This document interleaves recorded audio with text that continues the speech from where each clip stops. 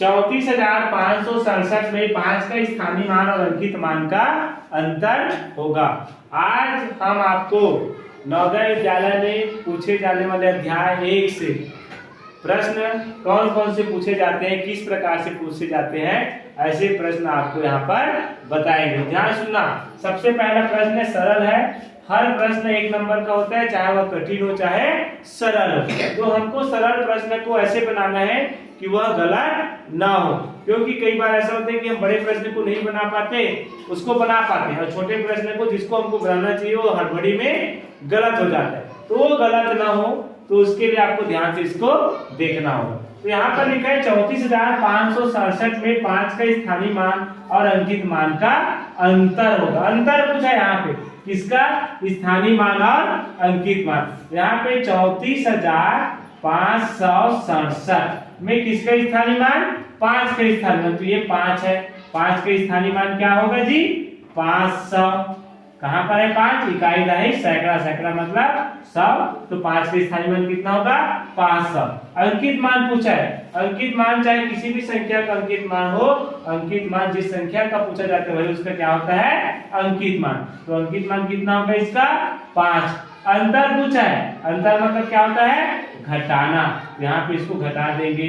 10 में 5 गया तो 5, यहाँ पे कितना बचा? 9, ये 9 हो गया, और यहाँ पे कितना बचा? 4, 495। इस तरह से 34,567 में 5 का स्थानीय मान और अंकित मान का अंतर 495 होगा।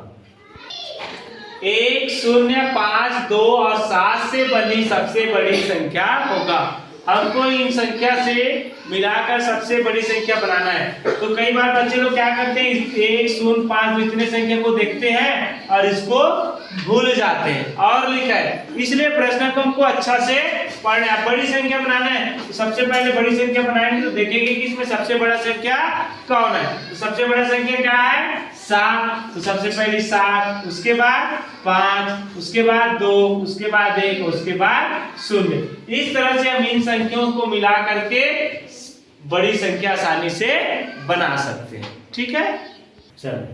यदि 3 क्रमागत संख्याओं का योग 24 है तो बीच वाली संख्या का वर्गमूल। क्रमागत संख्या मतलब होता है लगातार। तो हमको इसकी कौन कौन संख्या, 3 संख्या ऐसे कौन कौन से है जिसको जोड़े तो क्या हो? 24 हो। उसको जानने के लिए हम क्या करेंगे? सबसे पहले 24 कितने क्रमागत संख्या बोला है? 3। तो इसको क्या करेंगे? 3 से भाग करेंगे। तो 3 अट्ठे 24। एक संख्या क्या हो गया? 8। अब इसके आगे की संख्या क्या होगा? 7, और इसके बाद की संख्या क्या होगा? 9। अभी 3 क्रमागत संख्या हो गए, तीनों क्रमागत संख्या को जोड़ के देखो। 8 और 7 15, और 15 और 9 24। ये देखो 3 क्रमागत संख्याओं का योग कितना हो गया? 24। कौन कौन संख्या को जोड़े? 7, 8, 9। इसको निकालने के लिए क्या करेंगे? 3 बोला है तो 3 से 4 रहेगा तो 4 उससे भाग करेंगे। तो बीच वाला संख्या एक संख्या निकलेगा, उसके आगे संख्या एक लिखिएगा, उसके बाद एक संख्या। अब बीच वाली संख्या क्या है? 8। अब उसका क्या पूछा? वर्ग पूछा। तो 8 का वर्ग, 8 का वर्ग क्या होगा? 8 गुणी 8 बराबर 8 8 64। इस तरह से हम इसको आराम से बना सकते हैं। 1, 2, 0, 4 और 5 से मिलकर बनी सबसे बड़ी 5 अंकीय विषम संख्या बनाना है। यहाँ पे कौन सी संख्या बनाना है? विषम संख्या। और विषम संख्या बनाना है जैसे हम इसको लिख लेंगे यहाँ पे 1, 2, 0, 4, 5। हमने इसको ऐसा लिख लिया और इन संख्या से मिलाकर हमको सबसे बड़ी विषम संख्या बनाना है। तो बड़ी विषम संख्या बनाना है तो सबसे पहले देखेंगे कि इसमें विषम संख्या कौन कौन से। विषम संख्या कौन है? 1 है और 5 है। अब बड़ी विषम संख्या बनाना है तो सबसे पहले हमको इकाई में विषम संख्या लिखना पड़ेगा। तो 1 और 5 विषम संख्या है तो बड़ी बनाएंगे, तो छोटा को हम क्या करेंगे? इकाई में लिख देंगे। अब जो संख्या बच गया, चाहे वह सम हो या विषम, उसको भी क्या करेंगे? हम बड़ी संख्या बनाएंगे। तो सबसे बड़ा इसमें क्या है? 5, 4, 2 और 0। इस तरह से हम बड़ी विषम संख्या बना सकते हैं, छोटी विषम संख्या भी हम बना सकते हैं। ठीक है, 4 अंकों की सबसे बड़ी संख्या और 5 अंकों की सबसे छोटी संख्या का अंतर होगा। 4 अंकों की सबसे बड़ी संख्या, 4 अंकों की सबसे बड़ी क्या होगा?